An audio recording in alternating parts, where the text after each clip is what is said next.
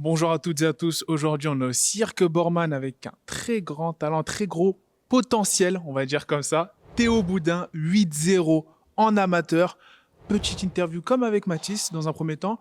Est-ce que tu peux te présenter rapidement? Où est-ce que tu as grandi, tout simplement? Alors, je m'appelle Théo Boudin, j'ai 21 ans et j'ai grandi à Mebrevan, voilà, depuis tout petit. Donc, voilà. Raconte-moi un peu ton parcours dans le sport. Comment t'en es arrivé à pratiquer le MMA et surtout comment t'en es arrivé à pratiquer le MMA de haut niveau. Est-ce que tu as toujours fait des sports de combat ou comme Mathis, par exemple, tu as commencé par d'autres sports?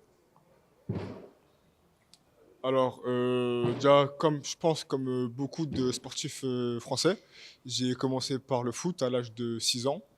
De 6 ans jusqu'à mes 14 ans. Après, bon, bah, je me suis fait virer pour bagarre. Voilà. J'étais pas quelqu'un de violent de base, mais j'aimais bien un peu me battre avec mes potes pour jouer, on va dire. Et comme Mathis, bah, je le connais depuis qu'on est en maternelle. Du coup, bah, il m'a dit qu'il faisait ce sport-là. On avait 16 ans. Et du coup, bah, le mois d'après, bah, je l'ai rejoint. Voilà. Du coup, bah, on a toujours été très soudés ensemble. Et voilà. T'es invaincu en 8 combats. 8 combats amateurs, si je ne me trompe pas. Comment tu te décrirais en tant que combattant? Quel est ton style pour celles et ceux qui ne t'ont pas encore vu combattre? Bah, en vrai, mon style, un peu tout, hein, un peu complet. Voilà. Mais j'ai une petite préférence pour le striking. Voilà. Puisque mes camarades me disent que j'ai les mains lourdes. Donc voilà.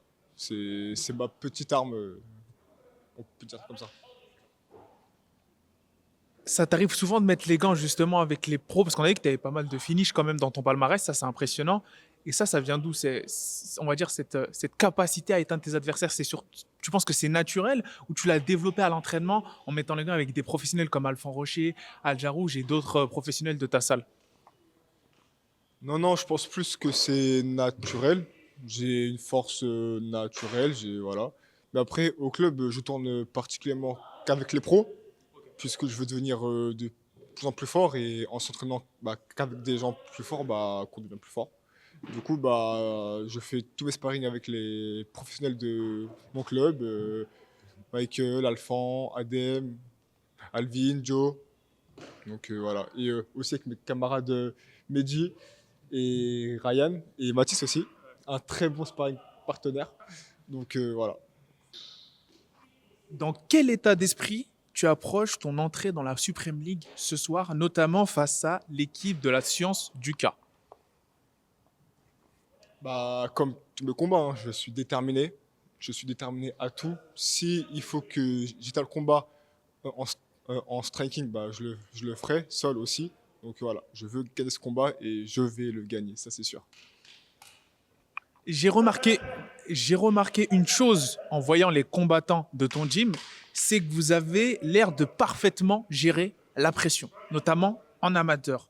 Aujourd'hui, beaucoup de gens voient la Old School Academy comme les favoris de ce tournoi. Est-ce que tu sens que ça te met une pression supplémentaire ou une motivation supplémentaire? Comment est-ce que tu gères un peu ce statut de favori, entre guillemets?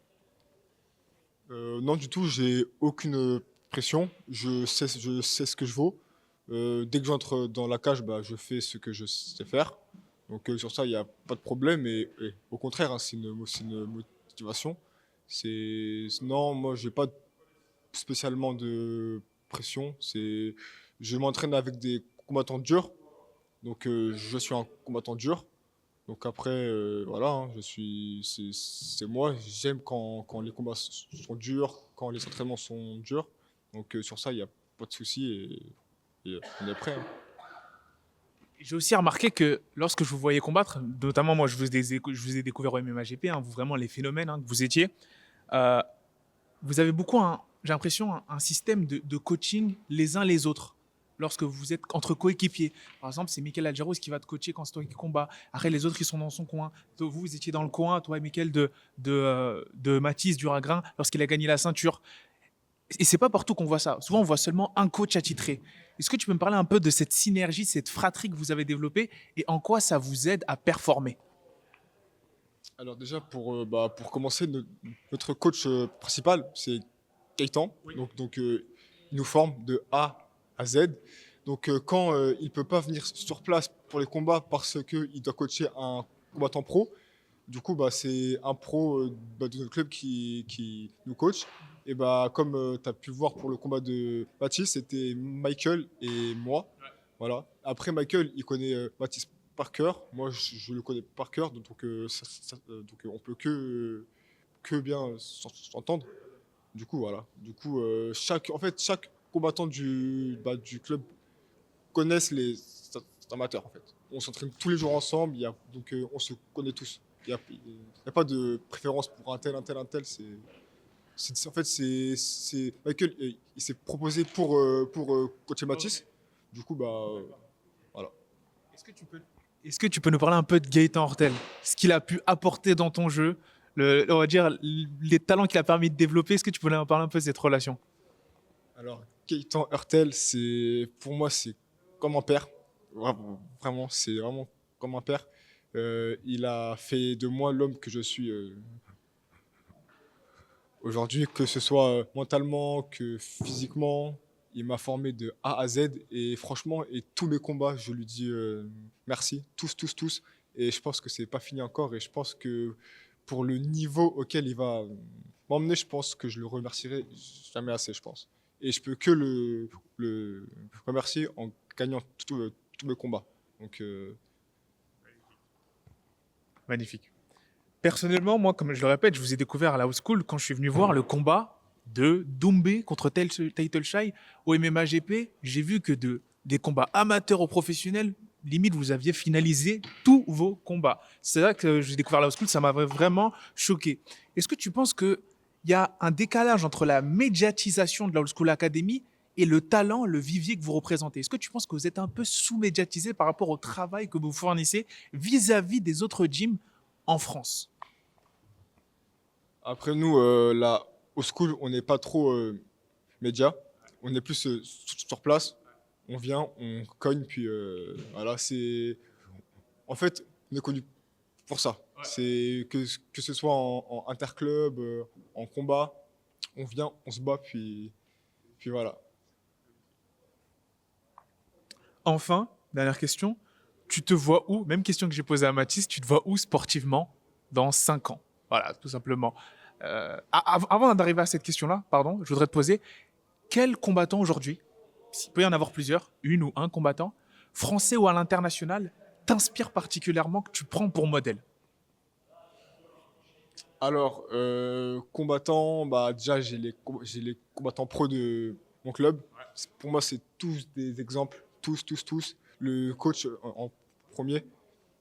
Voilà. Après, si je devrais dire des combattants internationaux, je me pencherais plus vers Ned Jazz. Franchement, je le kiffe de ouf. Franchement, je le kiffe de ouf. Et niveau style, je me pencherais plus vers Georges Saint-Pierre. Georges Saint-Pierre, Gilbert Burns. Mais voilà. Vraiment, mon combattant numéro un que je préfère, c'est Ned Jazz. Ouais. Ned Jazz, un bon cogneur, comme moi. Du coup, Et du coup, tu te vois où dans 5 ans sportivement? dans 5 ans sportivement, j'espère au plus haut niveau. Après, je pourrais pas te dire quelle organisation, etc. Là, j'ai 21 ans. Ouais. Et ce qui est tout. Et ouais, au plus haut niveau possible, comme je t'ai dit, peu importe l'orga. Du coup, voilà. Merci à toi Théo et grosse force pour ce soir. Way to go!